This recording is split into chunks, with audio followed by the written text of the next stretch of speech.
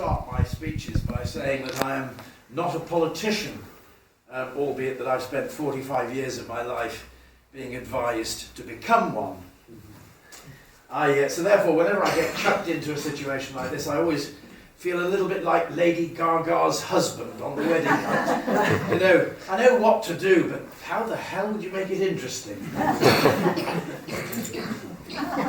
In this most celebratory of years, as it draws to a close, and we reflect on the highs and lows that have taken place, we in this room cannot ignore the fact that 4 million people were deprived of representation in the Palace of Westminster. And in addition to that, our Prime Minister failed really to have Solomon-like judgment by also depriving those 4 million people of further representation in the upper house of Lords. It is only the wisest of leaders that understand the benefits of being magnanimous in victory. And I'm afraid he is not capable of that. On a high note, we celebrated Her Majesty the Queen being our longest reigning monarch. And what a magnificent beacon of sovereignty she has been for all of us. And God bless her for that. How proud we were as a nation earlier this year to celebrate the anniversary of Magna Carta, for example, written in 1215 by our baronial ancestors, a truly remarkable document, the very keystone to our liberty under the law, that a man is innocent until proven guilty, that we have the right to choose to be judged not by the possible coercion of a state-appointed judge, but by our own peers, 12 good men and true, picked at random from our own communities. We all know that as the jury system. That was the very birth of our laws in this country, rising up from the people and not descending down from the masters who rule us. And indeed, we've spread that most noble judicial system throughout much of the free and democratic world. And if you go to the White House in the United States of America, there in pride of place, you will find a copy of our Magna Carta. American law is based upon it. And if you look to the children of our empire, who have continued to celebrate our legacy of Parliament and the rule of law, there you will find stability and prosperity, and democracy and liberty. But you will not, I hasten to add, find a copy of the Magna Carta in the capitals of Europe. Their judicial system was principally founded by Pope Innocent III, who implemented the Spanish Inquisition, among other things.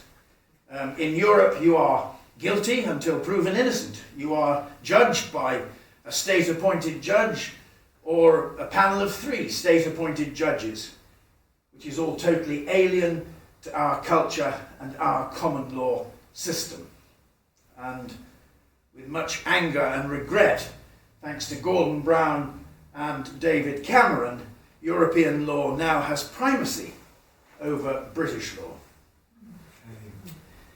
And then again earlier this year, how proud we were as a nation as we celebrated the anniversary of Waterloo, 1815. Here was a classic example of neighbouring nations united as one against the forced unification of Europe. And similarly, we paid our respects with great pride earlier this year as we celebrated the anniversary of Victory in Europe Day, 1945. Once again, nations united against those hands of tyranny who wanted to force the unification of Europe. But ladies and gentlemen, of all those souls before us, and all of those yet unborn, how proud will they be of us? What noble deeds will the written word of history say about us? I'm reminded of that great American revolutionary, Dr. Joseph Warren, who died at the Battle of Bunker Hill in 1775, 1 year just before the signing of the Declaration of Independence. And when he said, "Will our fathers look from their celestial seats with smiling approbation upon their sons, who boldly stand forth in the cause of virtue?" Are we, ladies and gentlemen, to be known for nothing more than being that generation who gratuitously surrendered the sovereignty of our country, who with frivolous disregard washed away the sacrifice of those who died before us for our independence and the rights of our people to govern themselves? No, we cannot tarnish ourselves with that shame. As a young Conservative in 1969, 1970, I believed then that we could have our cake and eat it, that we could still remain as the mother of our Commonwealth with all its preference trade agreements, and that we could also be a part of a European economic community. How wrong I was. We were oblivious to the fact that Ted Heath was fully aware of the unpalatable truth. He sold us down the river, knowing that the ultimate aim of the European Economic Community was designed to undergo a metamorphosis into an eventual single federal European state. And again, I quote the great Joseph Warren: "Who among us would breed a serpent to destroy his children? It is an insult to democracy to refer to what we have now as the creation of a United States of Europe, for it is no such thing. It is far, far closer to a Soviet-style union, thinly coated with an acceptable veneer of democracy." And each Prime Minister since Ted Heath has been aware and mainly compliant with that ultimate goal, Mrs. Thatcher being the exception. And our present Prime Minister has made it patently clear that he is no exception. You see, growing up in the 1950s, as I did, people in this country sailed through life, hardly noticing any intrusion into their lives by the state. The state was principally there to protect the realm and to look after those that couldn't look after themselves. But for the rest of us, it just left us alone to get on with enjoying our life. Over the past 60 years, our country has changed from one of immense patriotic pride, self-belief, honour, integrity, respect, duty, and you can add frugality and prudence to that. Because gone is the notion of make, do and mend, save for a rainy day, neither a lender nor a borrower be.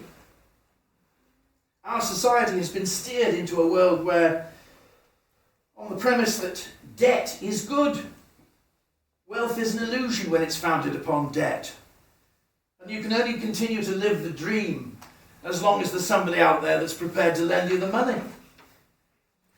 But the powers that be, they like us to be in debt, because that's the only way that they can have control of our personal wealth.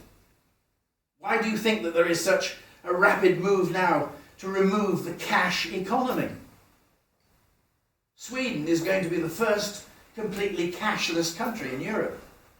Denmark is already installing banks that are cashless banks. In France, you can't spend more than 1,000 euros in cash on any transaction. The European Union and its inland revenues don't like us to have that independence, because it prevents them from being able to impose restrictions on the movement of people's money.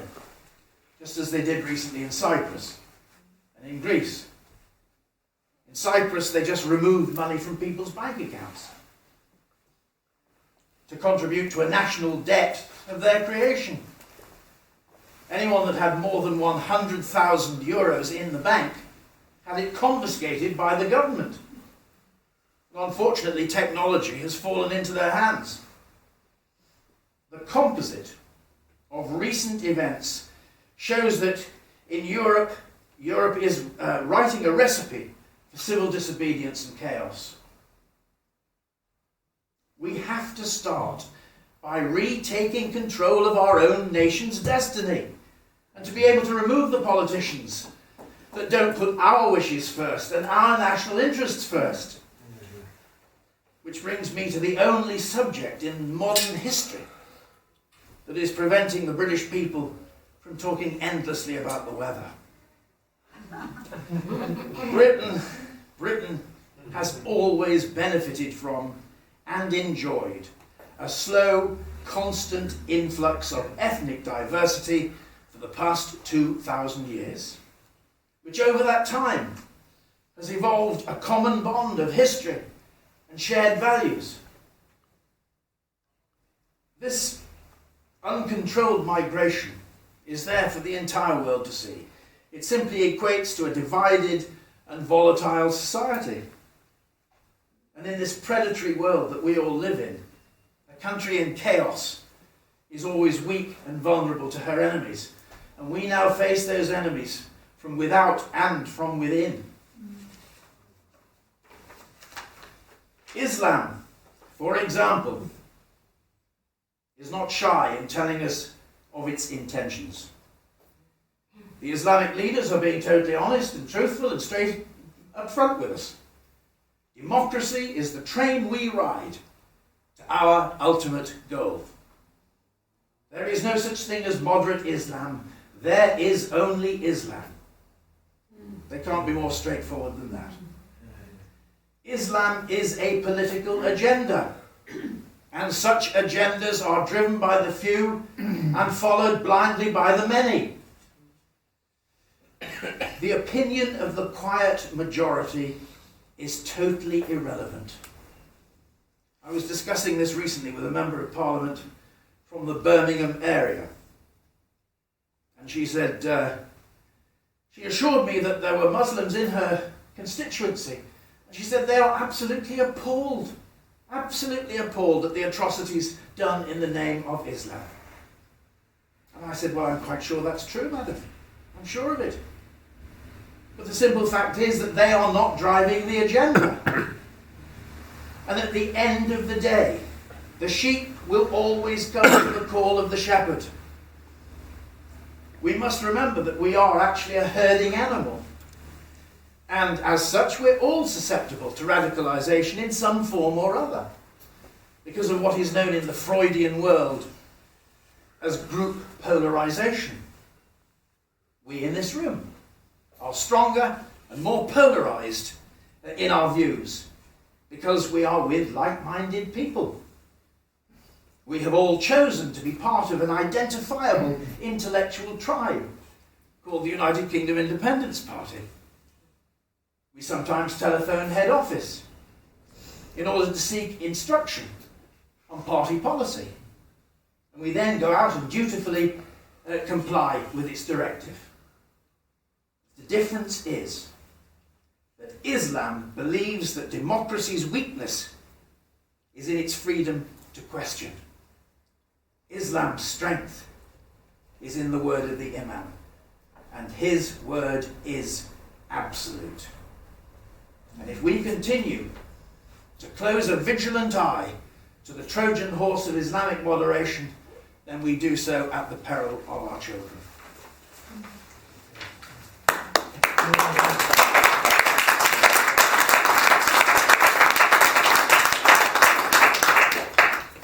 It gives me no pleasure to stand here like Winston Churchill talking to Lord Halifax in the 1930s. But we need to address this issue now. We have to have the fearless conviction to throw away political correctness. Amen. That's right. The time has come for decent, mild-minded Muslim people to speak out loud and clear whether they wish to live with us in a free, modern, progressive, interactive world, or they want to plunge us all back into the barbarism of a 7th century ideology. Because this is not going to go away. We do need Churchill, not Chamberlain, in our leadership at this time. There is little more for me to say on the question of immigration that hasn't already been said. But I will just say this to those people that come here with good intentions. It is an honour and a privilege to live here, and your credibility, your contribution, your integration, and your loyalty is the price that you have to pay for sharing this green and pleasant land.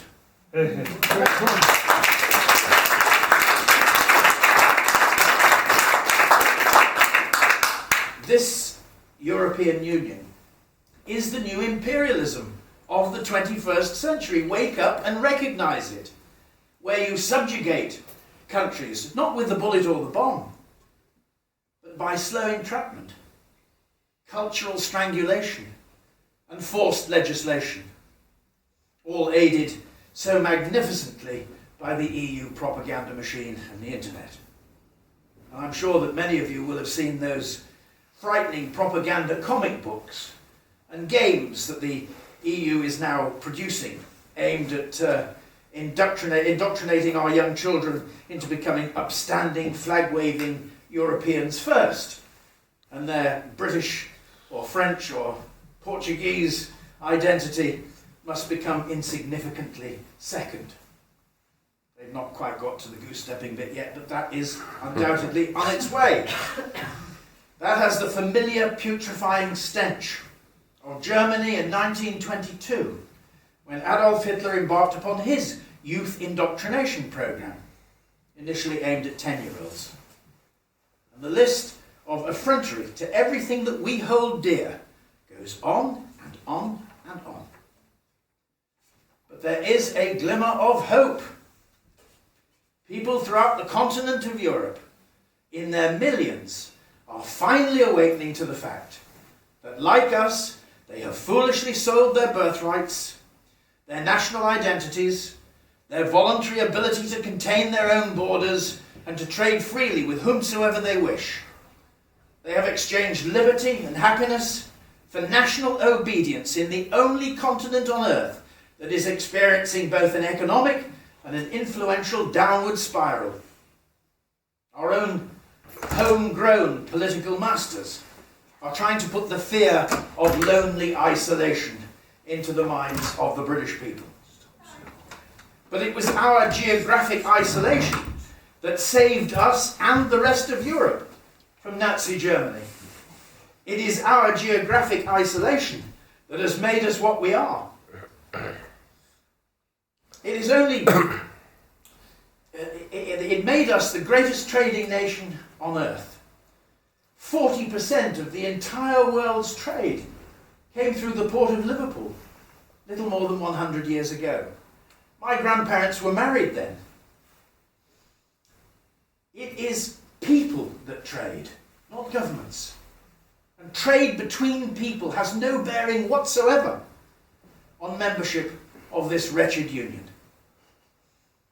And one of these overgrown schoolboys of ours going to learn that you can only negotiate anything in this life from a position of strength and never from a position of weakness. And when the 5th largest economy in the world pulls out, and this federalisation plan for Europe begins to collapse, then and then only can Cameron properly renegotiate the terms of a successful relationship with our European neighbours. We in these islands must not waver in our resolve to reconnect with our great union of English-speaking democracies. For they are the true multi-race kith and kin bonded by a common heritage. History will indeed treat us harshly if we do not remove ourselves from this doomed and devious empire-building enterprise before it completes that metamorphosis